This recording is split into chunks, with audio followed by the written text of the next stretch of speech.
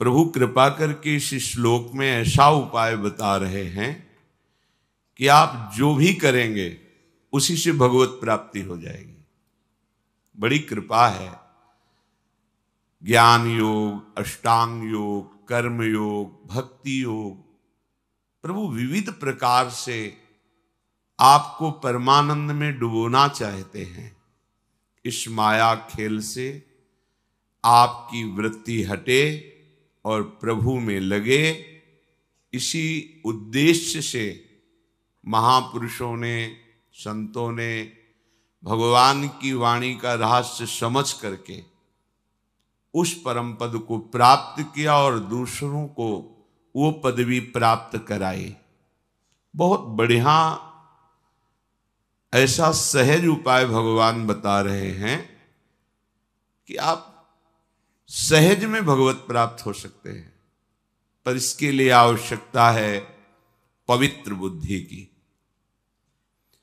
यदि आप पवित्र बुद्धि वाले नहीं हैं तो इसका गलत भाव लेकर के अधर्माचरण करेंगे और सोचेंगे इसको भी भगवद अर्पित कर देंगे। तो आप ये अच्छे से समझ लो, यदि शास्त्र सिद्धांत के अनुसार चलोगे और वो कर्म समर्पित करोगे तो महान फल देने वाले बनेंगे। यदि शास्त्र विरुद्ध आचरणों को समर्पित करोगे तो वो भी कई गुना बढ़कर फल देने वाले होंगे। तो अधर्माचरण का फल भोगते भोगते तो हम निकल नहीं पाए, और उन्हीं अधर्माचरणों को यदि प्रभु को समर्पित करेंगे तो कई गुना बढ़कर मिलेंगे। तो कब हम भोग पाएंगे, कितना भोग पाएंगे? इसलिए बुद्धि को पवित्र रखकर सुना जाए, कहीं ऐसा बुद्धि को बढ़ावा ना दे दिया जाए कि मनमानी आचरण भगवान करने को कहते हैं कि खूब मनमानी आचरण करो और मेरे को समर्पित कर दो, तुम्हें भगवत प्राप्ति हो जाएगी। ऐसा नहीं है। अपवित्र बुद्धि विरोध में ही सोचती है, अर्थात भगवान जो विधान बता रहे हैं उसके विपरीत वो सोचती है। तो विपरीत बुद्धि का नाश संतों के संग से होता है। जब संत संग प्राप्त होता है तो उनके अनुभूत वचनों से हमारे अंदर जो विपरीतता बैठ गई है, भगवत प्रतिकूल आचरण करने का स्वभाव बन गया है, वो नष्ट हो जाता है। प्रतिकूलस्य वर्जनम, प्रभु के प्रतिकूल आचरण नहीं होने चाहिए। जब तक प्रभु के प्रतिकूल आचरण हैं तो तुम भागवत सिद्धांत को समझ ही नहीं रहे। मनमानी आचरण कभी भगवान के अनुकूल नहीं हो सकते। जो गुरुमानी हैं, जो शास्त्र ज्ञानी हैं, जो संतों के वचनों के अनुसार चलते हैं, वही अध्यात्म मार्ग में उन्नति प्राप्त करते हैं। अध्यात्म मार्ग अर्थात माया निवृत्त परम सुख, परम आनंद का मार्ग। श्री भगवान पीछे के श्लोक में कहा कि कुछ लोग अपनी कामनाओं की पूर्ति के लिए देवताओं का यजन करते हैं, पर वो अविधि पूर्वक माना जाता है। अविधि पूर्वक इसलिए एक अविधि पूर्वक माना जाता है कि आपको सम्यक मंत्रों का ज्ञान नहीं, सम्यक अनुष्ठान पद्धति का ज्ञान नहीं, आपकी सामग्री पवित्र नहीं, आदि आदि। पर यहां मूल बात जो अविधि पूर्वक कही भगवान ने, वो ये कि भगवत भाव रहित होकर, देह भाव से युक्त होकर अपनी कामनाओं की पूर्ति के लिए जो देवताओं का यजन करते हैं, अगर यजन ठीक हुआ तो उनको फल मिलता है।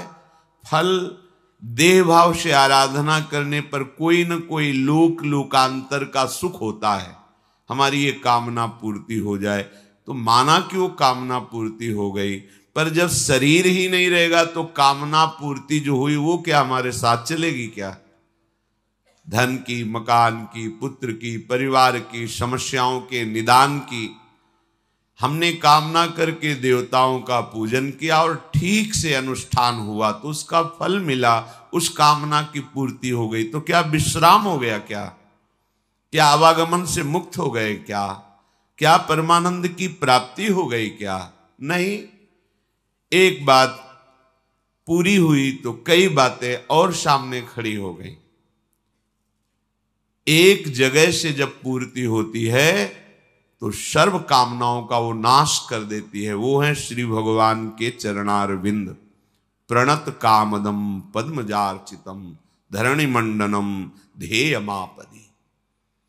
भगवान श्री हरि श्री कृष्ण चंद्रजू के चरणारविंद ही ऐसे हैं कि अगर कामना करके भी इनकी आराधना करोगे तो उस कामना की पूर्ति होगी और आपके हृदय में विवेक होगा, वैराग्य होगा और भगवान की भक्ति बढ़ेगी। चाहे जिस भाव से आज तक जिसने श्री हरि का आश्रय लिया उसका सर्व मंगल हुआ। पर यदि हम भगवत भाव विहीन किसी देवता की आराधना करते हैं तो इस सम्यक अनुष्ठान होने पर केवल वो उतनी ही कामना की पूर्ति करता है, फिर कामना मन की चाह और बढ़ जाती है। वो इतनी बढ़ती चली जाती है कि हम ये भूल जाते हैं कि हमारी मृत्यु भी होनी है। मृत्यु जो सब कुछ हरण कर लेगी, ना शरीर रहेगा, ना शरीर संबंधी रहेंगे, ना कोई कामना की पूर्ति वाली भोग सामग्री रहेगी, तो अविधि पूर्वक सब हो गया, कुछ हाथ नहीं लगा। ये जो हमारे अंदर एक बात बैठ गई है कि हमारी मन चाही पूर्ति होती रहे तो हम सुखी हो जाएंगे, ये बहुत बड़ा ज्ञान है। प्रभु से प्रार्थना करनी चाहिए कि नाथ इस कामना रूपी जाल से मुझे मुक्त करो। ये कामना का जाल ऐसा है, बढ़ता ही चला जा रहा है। पहले सोचो कि हमारी चाह कितनी, क्या इतने से पूर्ण हो जाएगा? पर उतना जब मिलेगा तो और बड़ी चाह, और बड़ी चाह। इसलिए भगवान उसे अविधि पूर्वक कहते हैं। उपासना तो तब हुई जब चाह मिट जाए, इतना मिल जाए हमें कि कोई चाह न रह जाए। तो कितना मिल जाए? अगर आपको पृथ्वी का सम्राट बना दिया जाए, एक छत्र सम्राट, तो भी कामना नष्ट नहीं होगी। और कामना है। देवराज इंद्र पद दे दिया जाए तो भी कामना है। ब्रह्मा का पद तो भी कामना है। एक पद है जहां सर्व कामनाओं का नाश हो जाता है, वो है हरिपद। प्रभु के चरणारविंद का दासत्व, हरिदासत्व, इससे बढ़कर कोई पद नहीं। इस परम पद को ब्रह्मा जी भी नमस्कार करते हैं। ज्यों ज्यों मनचाही कामना पूर्ण होती है, त्यों त्यों मन चाह असीम होने लगता है। सीमा नहीं रहती कि इतने मिल जाए तो अब कछु नाथ न चाही मोरे। आज तक कोई ऐसा नहीं हुआ कि प्रभु आप इतना कर दो बस मैं तृप्त हो गया। आज तक नहीं। बहुत देखा है, बहुत देखा है। एक भगत जी बस महाराज बिटिया का ब्याह हो जाए, आजीवन वृंदावन वास करेंगे, हमारे सब काम पूरे हो गए। 15 वर्ष पहले बिटिया के भी लड़का हो गया। नहीं, आप क्या समझते हैं आपकी कामना पूर्ति हो जाएगी तो आप भगवत प्राप्ति के मार्ग में चल देंगे? इतनी कामनाएं, इतनी समस्याएं आ जाएंगी कि आप निकल ही नहीं सकते। जिस परिस्थिति में आप हैं उसी परिस्थिति में नाम जप कीजिए, भगवत आराधना कीजिए तो निकल जाएंगे। और अगर ये सोच रहे हैं कि परिस्थिति का जब परिवर्तन होगा तब भजन करेंगे तो मृत्यु ही मिलेगी, सतमार्ग में चलने का अवसर माया देगी नहीं। भोगों की प्राप्ति में आज तक किसी को तृप्ति नहीं हुई। आज तक कोई भी इतिहास साक्षी है ऐसा नहीं बोला कि ये भोग हमें मिल गए, अब हमें कुछ नहीं चाहिए। कोई नहीं बोला। अगर कोई ऐसा बोला है कि अब कछु नाथ न चाहिए मोरे, तो वही बोला है जिसे भगवान के चरण मिल गए हैं, दूसरा नहीं। वो तो बहुत ऊंची बात बोले हैं, न पारमेष्ठ्यम न महेंद्र धिष्णम। पारमेष्ठि ब्रह्मा का पद भी नहीं चाहिए, देवराज इंद्र का पद भी नहीं चाहिए, न सार्वभौमम न रसाधिपत्यम, रसातल का भी पृथ्वी का भी सम्राट पद सुख नहीं चाहिए, न योग सिद्धिर न पुनर्भव, मोक्ष भी नहीं चाहिए, योग की सिद्धियों की भी चाह। ये केवल वही बोल पाया जो भगवान का भजन करके भगवान के चरणारविंद में प्रेम प्राप्त कर लिया। दूसरा आज तक कहीं पूरे इतिहास में, पूरे ग्रंथों में एक व्यक्ति नहीं मिला कि वो कह दे कि अब कछु नाथ न चाहिए मोरे। जब कोई गरीब 1 लाख रुपया का लाभ मिलने लगता है तो करोड़ की चाह में बावरा हो जाता है। जब करोड़ मिलने लगते हैं तो अरबों की चाह आ जाती है। जब अरबों का धन आ जाता है तो वो भारत का सबसे बड़ा धनी बनना चाहता है। जब भारत का सबसे बड़ा धनी बन जाए तो विदेशों के धनियों पर नजर होती। बड़ा विचित्र माया का खेल, कहीं विश्राम नहीं मिल सकता कामनाओं की पूर्ति से। संसार के समस्त सुख भोग समृद्धि वैभव पाकर के भी, ध्यान दीजिए ये महापुरुषों के वचन हैं, विश्वास करके इन वचनों पर अनुभव करने के लिए मत कूदो। ये अनुभव का देश नहीं है संसार, आज तक कोई अनुभव नहीं कर पाया। स्वप्न के लड्डू पाकर के कोई अनुभव नहीं कर पाया। ये भूत के लड्डू हैं, खाओ तो जलो और ना खाओ तो जलो। खाने पर कभी तृप्ति नहीं, ना खाने पर कामना जला रही है। थोड़ी देर कामना से जल लो और भजन करो तो फिर शांत हो जाएगी। और अगर अनुभव करने के लिए कूदे तो अशांति ही अशांति, जलन ही जलन है। तो बिना अनुभव के कैसे त्याग करें? महापुरुषों के वचन। इसीलिए श्रद्धा और विश्वास अध्यात्म की नींव है। भगवत प्रेमी महात्माओं पर श्रद्धा करके उनके बताए हुए उपदेश पर विश्वास करके इस मार्ग में चला जाता है। अनुभव के लिए नहीं कूदा जाता भोगों में कि अनुभव कर ले फिर हम भी वैराग्य धारण कर लेंगे। अनंत जन्मों से उन्हीं को भोगते रहे, क्या अनुभव हाथ लगा? माया की एक चाल है, हर भोग के अनुभव को 1 सेकंड में धूल डाल के मिटाल देना और फिर नई चाह पैदा कर देना। ऐसा लगता है मैं पहली बार ये पा रहा हूं, पहली बार ये भोग रहा हूं। संसार के समस्त सुख, समस्त भोग, समस्त समृद्धि वैभव एक पुरुष को दे दिया जाए तो भी वो तृप्त नहीं हो सकता। ये महापुरुषों का अनुभव है। आप सोचते हैं हमें ये मिल जाए, मिल जाए, मिल जाए, हम तृप्त हो जाएंगे। यहां समस्त वैभव, समस्त भोग आपको तृप्त नहीं कर सकते क्योंकि है ही नहीं। मृग तृष्णा के जल से आज तक किसी की प्यास नहीं बुझी क्योंकि वहां जल है ही नहीं। दुखालय के भोगों से कभी सुखी नहीं हो सकते क्योंकि है ही नहीं। आपको लग रहा है क्योंकि आपकी दृष्टि खराब है, आपका चिंतन खराब है। इसलिए चाहे सम्राट बन जाओ, चाहे इंद्र बन जाओ। देखो कई बार सत्संग में कहा है, देवराज इंद्र का पद ऐसा है, त्रिभुवन उनको नमस्कार करता है, त्रिभुवन के स्वामी हैं। अप्सराएं ऐसी ऐसी हैं जिनको देख करके मुनियों के मन में भी क्षोभ पैदा हो जाए। वो देवराज इंद्र एक साधारण कामी पुरुष की तरह एक महात्मा की, एक ऋषि की आश्रम में जाकर अपवित्र वृत्ति करता है। गौतम ऋषि के आश्रम में जाकर परम पवित्र पातिव्रत धारण करने वाली अहिल्या जी के प्रति गौतम ऋषि का रूप धारण करके, बस हम इतना ही संकेत करते हैं। अगर उसको ऐसा वैभव प्राप्त है, भगवत स्वरूप ही हैं, सब लीला करके बता रहे हैं, तो आप बोलो जिन अप्सराओं को देखकर मुनियों के मन में क्षोभ हो जाता है, उनका वो स्वामी है। पर वो कहां वृत्ति कहां गिरा दी जा करके।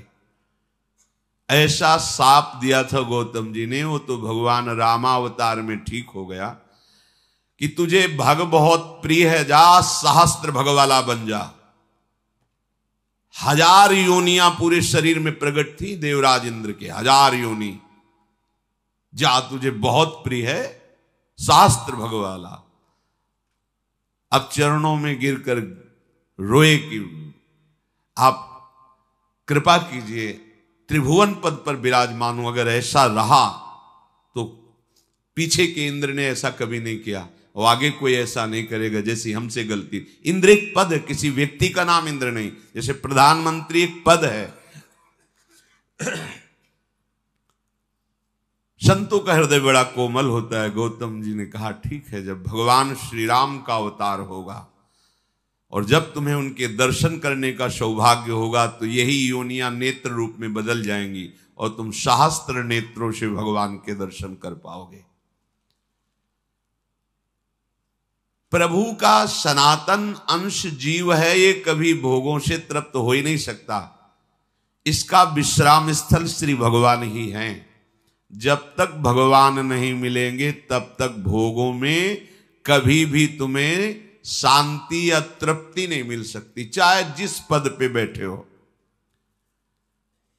भजन छूटा तो माया इतनी बड़ी आकर्षण शक्ति रखती है, वो किसी को भी आकर्षित कर लेगी।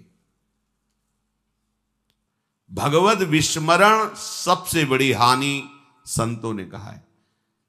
कहा हनुमंत विपत्ति प्रभु सोई, जब तो सुमिरन भजन न होई। यही विपत्ति है, जब भगवान की स्मृति नहीं चल रही तो माया अपना प्रभाव दिखा देगी। फिर कौन बचेगा? जो हरिशरणम हरिशरणम, जो भगवान की शरण में है। तुम पूर्ण के अंश हो, अपूर्ण से तुम्हें तृप्ति कैसे हो सकती है? आज तक किसी को नहीं। मनमानी आचरण करते हुए जन्म जन्मांतर व्यतीत हो गए, क्या तृप्ति हुई? पर वाह माया की चतुरता, फिर लगता है एक बार भोग के देखो ना। शायद पूरा जीवन निकल जाता है, बस वही शायद रहता है, हाथ में कुछ नहीं लगता। क्योंकि तुम पूर्ण के अंश हो, तुम्हें तृप्ति पूर्ण से मिलेगी। यह संसार अपूर्ण है, अनित्य है, नाशवान है, दुखमय है, इसमें कैसे हो सकता है? पर हमारी सारी कोशिश इसी संसार में ही हो रही। अध्यात्म में बिल्कुल शून्यता है। जीव की आत्यंतिक तृप्ति केवल भगवत प्राप्ति से ही होगी। पायो परम विश्राम, राम समान प्रभु नाहि। अब कृतकृत्य भयो मैं, कृतकृत्य अब कुछ नहीं चाहिए। ये केवल प्रभु के प्राप्त होने पर ही होगा। और ब्रह्मा के रचे हुए समस्त लोकांतरों की भोगों की प्राप्ति पर ऐसा कभी नहीं हो सकता। सुलझ जाओ, ये अंदर से मांग कभी बंद नहीं होगी। जब तक प्रभु का भजन करके प्रभु का साक्षात्कार नहीं कर लोगे, ये अभाव, ये अशांति, ये कामना पिंड नहीं छोड़ेगी। हमें खोज है नित्य सुख की, सत्य सुख की, परिपूर्ण सुख की, अविनाशी सुख की, शाश्वत सुख की, सनातन सुख की। वो है श्री भगवान। देख लो, हमारी खोज है हमें नित्य सुख प्राप्त हो, शाश्वत सुख, सत्य सुख, परिपूर्ण सुख, अविनाशी सुख। ये जगत में थोड़ी है, ये अपूर्ण है, ये विनाशी है, ये अनित्य है, परिवर्तनशील है, ये सत्य नहीं है। पर हम खोज यही कर रहे हैं। जब तक इस अविनाशी सुख की प्राप्ति नहीं होगी तब तक तुम्हारी खोज रुकेगी नहीं। बार बार जन्मना पड़ेगा, खोज करते रहो, मरो, फिर जन्मो, बस यही चल रहा है जब से सृष्टि हुई तब से आज तक। यदि भोगों से ही वासना शांत हो जाती तो अब तक शांत हो जाती। कितनी इस वासना ने पाप कराया है।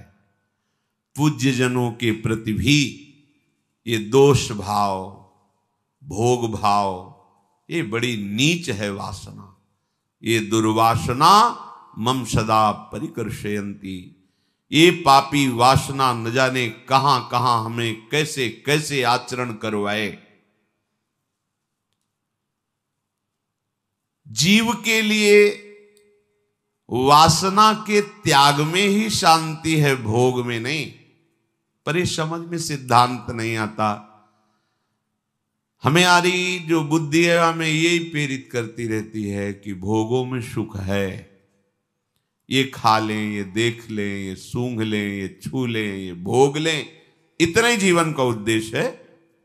पढ़ लिख के नौकरी करें, खूब रुपया कमाएं, बढ़िया ब्याह हो जाए, बढ़िया मकान मिले, बढ़िया लड़का बच्चा हो जाए, यही हमारी सिद्धि है। लेकिन परिणाम नहीं सोच रहे कि एक परिणाम आएगा, झटके में सब कुछ खत्म हो जाएगा, केवल आप बचेंगे और आपके अकेले फिर यात्रा शुरू हो जाएगी। ये क्या नाटक चल रहा है। पूरा जीवन 50 वर्ष 80 वर्ष समेटते हुए 1 मिनट में सब छीन लिया गया, फिर अकेले चलो। कभी थोड़ा विचार करो। जीव के लिए इन अपूर्ण वस्तुओं की प्राप्ति और उनमें आसक्ति, यही भगवत प्राप्ति में बाधा है, यही बाधा है। असत में सद्बुद्धि हो गई, अनित्य में नित्य बुद्धि हो गई, दुख में सुख बुद्धि हो गई, अपवित्र में पवित्र बुद्धि हो गई। कितनी भारी अविद्या का लक्षण है। देखो, ये शरीर स्वाभाविक अपवित्र है। बहुत रेशम के कपड़े से ढकी हुई थैली हो, अंदर भरा हुआ मल हो, और आपको पता हो कि इसमें विष्ठा भरा है, तो क्या आप उसको प्रिय वस्तु या पवित्र वस्तु समझ सकते हैं क्या? नहीं समझेंगे। पर आप रोज देखते हैं यही मलाशय है, मूत्राशय मलाशय, मतलब थैली है, मल भरा है, मूत्र भरा है, ऊपर से चिकना चमड़ा है तो अपवित्र ही। कितनी बार नहाऊं, ऊपर से थैली को धोने से पवित्रता नहीं आ जाएगी, मल भरा हुआ है। और सुखों की खोज का प्रधान विषय मल द्वार ही है। देखो माया का कैसा घृणित खेल है। आप ही जब शौच में जाते हैं, उन अंगों को पवित्र करने की चेष्टा करते हैं, फिर हाथ को कई बार साबुन से रज से धोते हैं। आप खुद मानते हैं कि वो स्थान इतने अपवित्र हैं, और आप उनमें इतने आसक्त हैं कि जीवन का परम सुख वहीं समझ लिए। देखो देखो अविद्या का प्रभाव देखो कैसा गिराता है जीव को। अपवित्र में पवित्र बुद्धि, ये सब अविद्या का खेल, माया का खेल, कुछ नहीं, भ्रम। बस जासु कृपा सब भ्रम मिट जाई, गिरजा सोई कृपालु रघुराई। नाथ जीव तव माया मोहा, तब निस्तर। श्री गोस्वामी तुलसीदास जी कह रहे हैं, ये इसका निस्तार तभी हो सकता है जब आप दुलार करें, आप प्यार करें उसे, आप घसीट ले तो आ सकता है। सो निस्तरी तुम्हारी छोहा, तुम्हारे दुलार से। नाथ विषय हरिली निश ज्ञाना, ये विषय हमारे ज्ञान का अपहरण कर लिया। कैसी नादानी स्थिति है। बाहर कोई मल को छुए तो हमें घृणा होती है, और जहां से हम निकले हैं वही द्वार हैं, इन्हीं द्वारों से निकले, फिर वही रति करके फिर वही जाने का हम विधान रच रहे। थोड़ी बुद्धि क्या है, विचार करके देखो।